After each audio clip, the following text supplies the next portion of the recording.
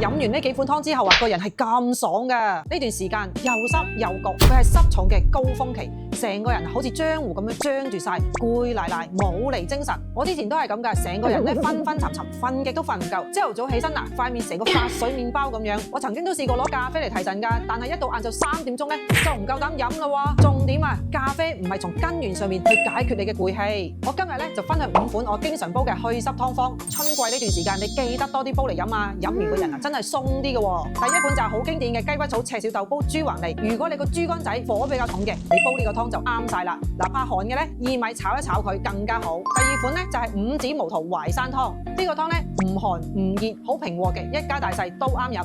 如果你個人咧成個發水麵包咁，小脾小胃又比較弱咧，煲呢個湯就啱晒啦。第三個就係土茯苓赤小豆湯。如果你食完啲煎炸熱氣嘢，上晒火，口又生滋滋，面又生瘡瘡，皮膚又拗嚟拗去嘅，你就煲呢個嚟飲啦。第四款就係白術白扁豆煲陳皮。